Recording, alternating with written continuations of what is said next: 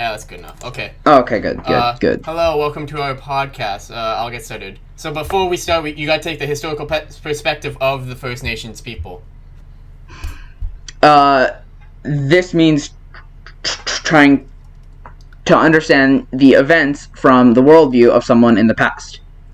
Okay, so these influences might include life experiences and new information and ideas, traditions, and culture, language, and religion or spirituality.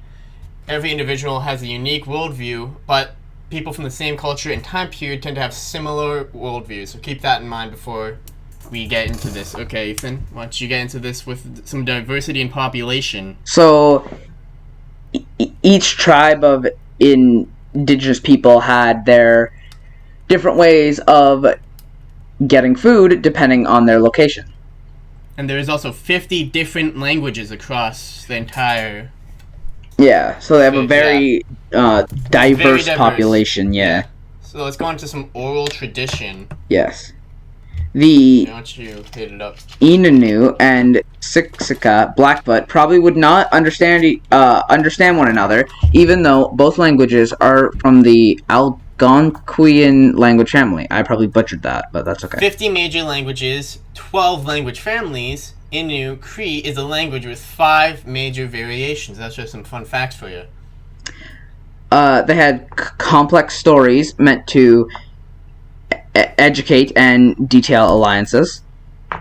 Oral tradition is a collection of prayers, stories, and songs that express a community's history, customs, beliefs, and values. Métis and Inuit people communities are recording their oral histories as a way of ensuring their preservation. Certain people had the right to tell stories, such as the traveling storytellers. Let's talk about some spirituality. Anishinaabe peoples in southwestern Ontario traditionally believe that when a person dies, the body decays and eventually disappears. The soul leaves to a land of souls, and a shadow spirit remains behind with the grave. To disturb these graves is to unsettle the community's sense of connection and harmony. They also believe that everything has a spirit, and their spirituality changes from community to community. They also believe that they had a connection to the land, and they believe that animals sacrificed their lives to feed the indigenous peoples. So that's why carcasses were always treated with respect. They also believe that everything had a relationship with the universe, and spirituality from a First People's perspective is a person's understanding of his or her relationship to the universe. Yeah, so they always had a sense of the universe and whatnot between them and whatnot. Yeah. Let's talk about the caretakers of the land. So those on the plains moved around for food, while those on the coast stayed and fished for food, which is actually pretty simple and very understandable concept. The Plains First Nations relied on bison, while the coast people fish, obviously. The Plains First Nations people mostly traveled by canoe or by foot using dogs to haul their supplies. Lockport, Manitoba has evidence of agriculture settlements along the banks of Red River. Archaeologists have found large storage pits, tools made of bison bones, ceramic pots, and bits of burnt corn. They believe that if they were good people, the land was fertile, and they always made sure not to deplete their resources. So they care for the land so the land takes care of them, they take care of the land. And also the traditional worldview of First Peoples did not include a sense of ownership of the land. Instead, communities saw themselves as caretakers of the land in a give-and-take relationship. First Peoples viewed the well-being of the land as being inseparable from the well-being of their communities. The resources of the land were not to be exploited or abused. They were gifts from the Creator. Communities with a mobile lifestyle did not wander randomly. They moved seasonally through their people's traditional territory according to the knowledge and traditions of their ancestors. Okay, let's talk about some values. You want me to kick it off? Yeah, go ahead. Each community has its own protocols, which often include bringing the elder a gift.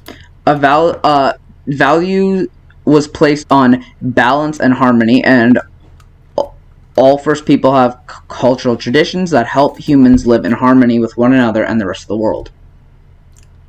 Hunting communities believe that animals participated in the hunt, willingly sacrificing themselves to allow the people to survive. Different communities have different ways of recognizing the animal sacrifice. Cooperation was a huge value, and most communities took care to use as much as the animal as possible. This practice ensured that the animal spirits would not be offered by waste. Yeah, some of the things that they valued were equality, generosity, and the land.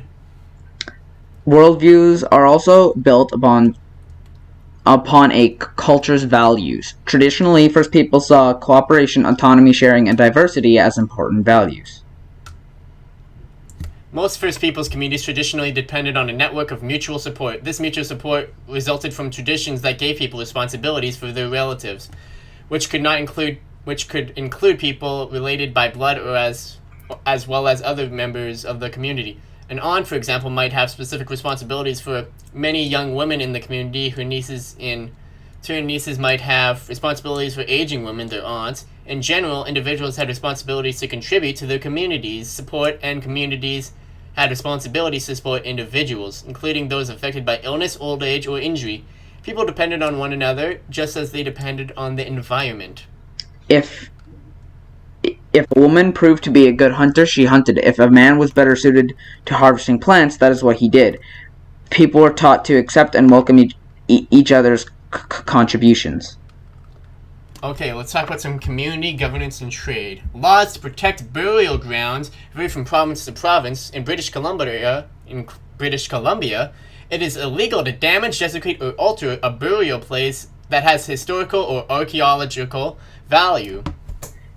In the effort to bring home their cultural objects and ancestors' remains from the World Museum, the Old Masset Village Council has stated that we came from the bones of our ancestors. It is therefore our responsibility to take care for them.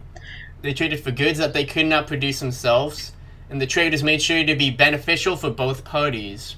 Minerals, silica tools, and archaeological items were often traded. Obsidian tools were valuable for their durability and sharpness, used for skinning animals. Animal and plant products were not often traded. However, technology of the time was also traded: canoes, arrowheads, tools, etc. Communities had traditional territories defined by natural or geographic features, such as rivers or forests. Communities might negotiate with other communities to use or pass through traditional land.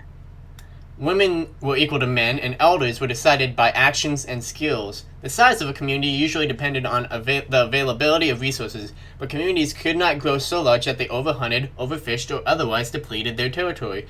The exceptions to this were among some communities around the Great Lakes and Pacific Northwest. So thank you for listening to our podcast.